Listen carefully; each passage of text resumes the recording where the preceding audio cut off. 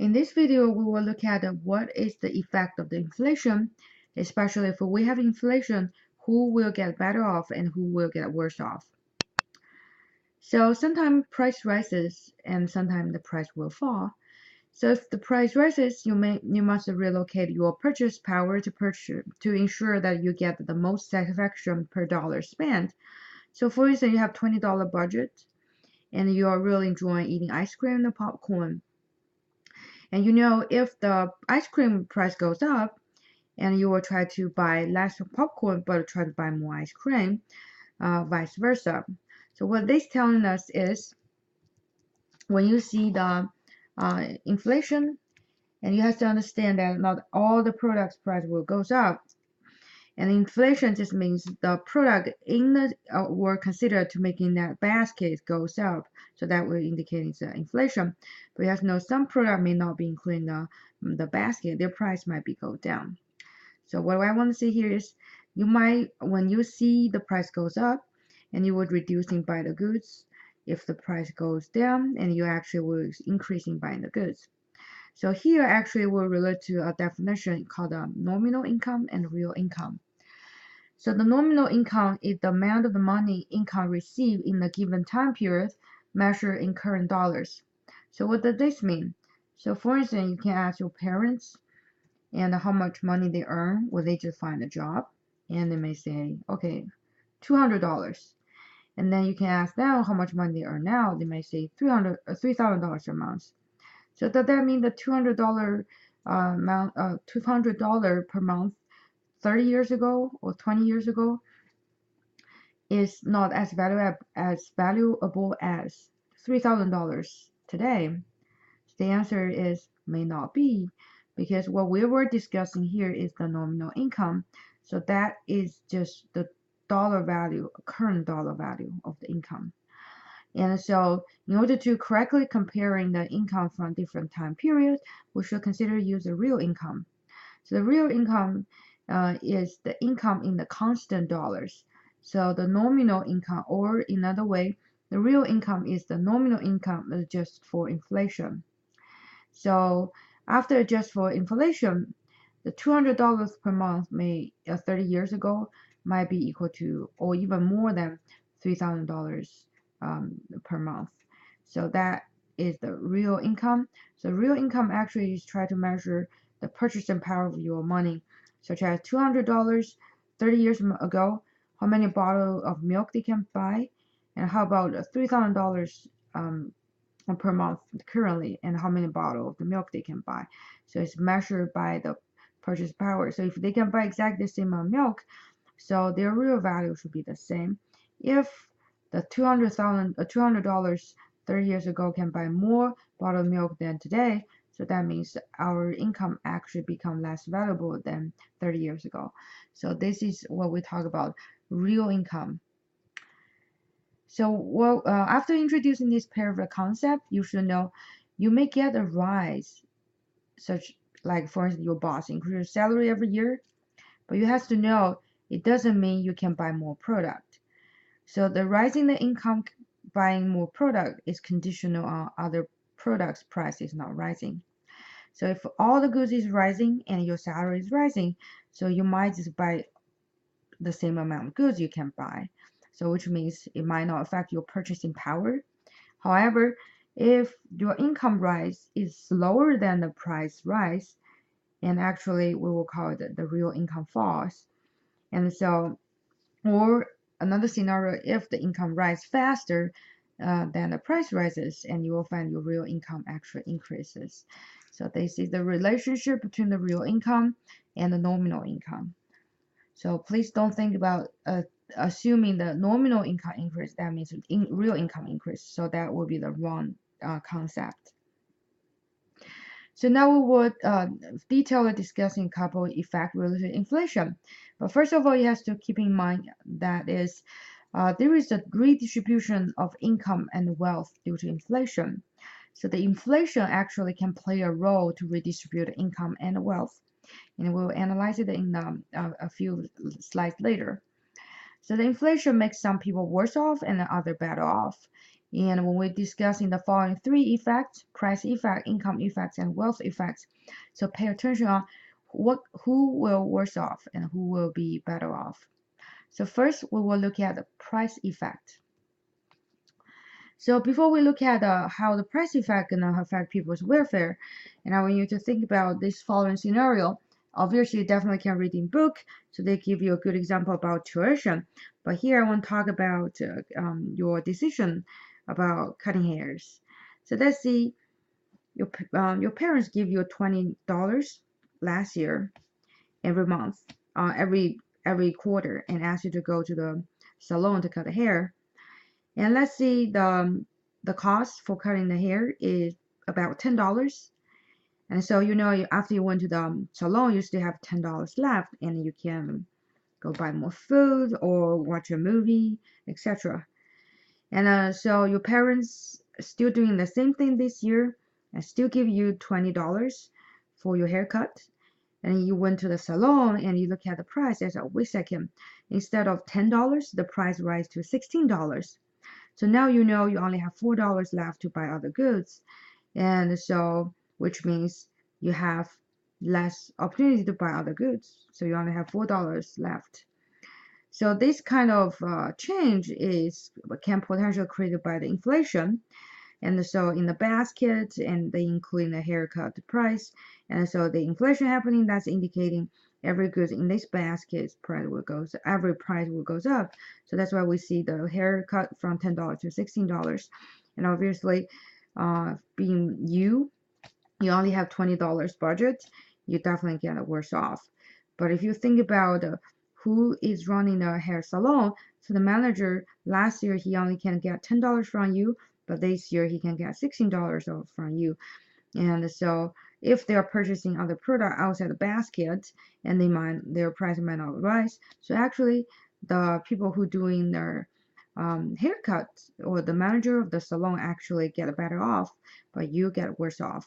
So what does this mean is, when we talk about price effect, so for those who buy products that are increasing in price and the fastest and end up worse off.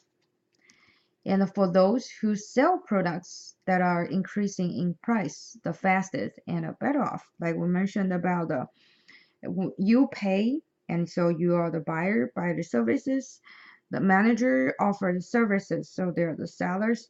So in that scenario, you worse off, but the manager of the hair salon get better off. So the opposite scenario, so for who buy products that are increasing in the price the slowest will end up better off. For those who sell the product that are increasing in price the slowest and are worse off. So it's the opposite scenario and the first two items. So this is called the price effect related to the inflation. So how about the income effects? As we just already mentioned that if your budget keep $20, you can see if the price goes up, experiencing inflation, and you actually get worse off. But you have to know that that's not always the case. And sometimes the employer understand that the existence of inflation, so they might potentially rise in the salary every month, every year.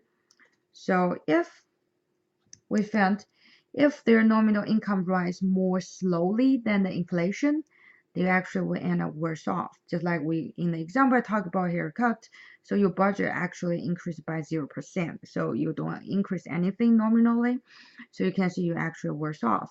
So the opposite case, if the people with the nominal incomes rising faster than the inflation will end up better off. So if if your parents realize that, oh, there is inflation exists, so in order to let you to enjoy the same amount of service you have before and enjoying the same thing you can do, and then instead of give you $20 this year, they should give you more than $20 if the increasing rate is faster than inflation rate, so you actually end up better off. So this is the second effect called income effect. So the third effect is called wealth effect, because as you know, what is wealth? So wealth is the money, is not the very fast flowing money. Usually means the asset you own. So how the inflation gonna affect the asset value? Actually, it's pretty straightforward. So think about if your parents give you $200, you put it in the bank. So that would be your asset because you are not using the purchased goods. So you try to save in it. It's your investment. So that would be your asset.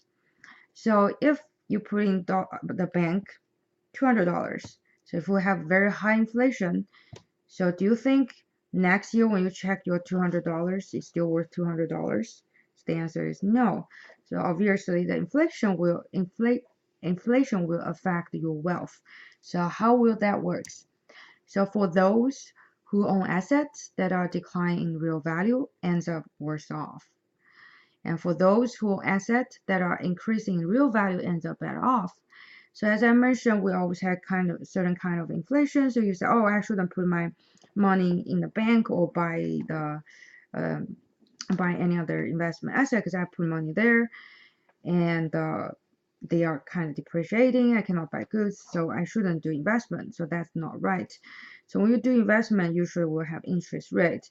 So if your interest rate is growing fast, have a larger interest rate than the inflation rate, and then go ahead and you should invest it, because that's what we mentioned here is about the asset are increasing in real value.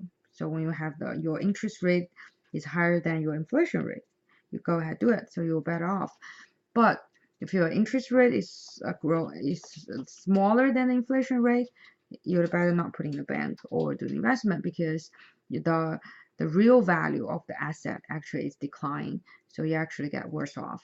So this is the three different effects: price effect, income effects, and also our wealth effects. So you have to keep in mind how that works and who will be affected and who will get worse off and who will get better off.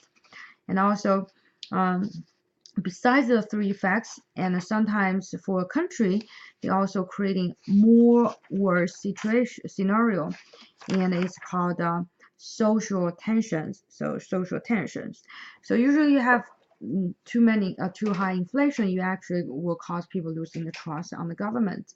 Because later we'll talk about who's gonna create inflation. So usually you can have the market itself, but sometimes government can cause inflation by issuing too many currencies. And so just give you a very example which is very close to me, because my family is in China, and the number one thing I keep hearing from my parents and my aunt and uncle is about the high inflation, and they can just feel that like 2 years ago, $100, 100 yuan is no longer worth 100 yuan today. It's more like two years ago it's 100 yuan. Today it's only worth 50 yuan. The inflation is growing pretty high. So it's created a lot of tension in the domestic market. People knows they working hard, so hard, save money, but they know they actually understand that after 2 years they're no longer working that much, and they're working so hard, and then they know why I work so hard. The money no longer worth that's supposed to worth it. So people get angry and they try to figure out a way how to make sure their money are valuable, or they're working even harder, or sometimes they will do illegal things to make money so that they can, by working hard, getting more money to against this kind of negative impact generated by the inflation. So this is a very important fact you have to understand. It's called a social tension. So social tension. So besides social tension, and we have to also mention about money illusion. So what is money illusion? So money illusion is using nominal dollars rather than real dollar to gauge change in one's income or wealth. So actually that's you cannot blame on anybody else. So people, when you tell people your income will rise next year, nobody gonna think, oh, how much are gonna rise against the inflation rate. So no, people are very happy to see the income rise, but they usually forget about it. It might not mean your real income is rising. So this kind of feeling is called a money illusion. So money illusion. So I can give you a good example. So we can work on an exercise. So think about in the old days, back 20, 30 years ago, a movie ticket was 50 cents. So it's not my age, not my generation. I never get a chance to buy a movie ticket 50 cents. So that might be your parents' age or your grandparents' age. So movie is 50 cents. but the minimum wage was $1. So can you imagine that? So in Pennsylvania, I believe the minimum wage is about $7.98 now. And so you can think about back to old time. And so the 50 cents per movie ticket and your minimum wage is $1. So now we are trying to compare the purchasing power of the minimum wage today to the old days. So our minimum wage now, as I say, is about $7. How about the movie tickets? I think the movie tickets is about some dollars. So if you want to watch like 3D, it might be like $10. So which means if you look at old days, so your minimum wage can buy 2 movie tickets. How about now? Like I said, you cannot even buy 1 movie tickets, maybe 1. So that's it.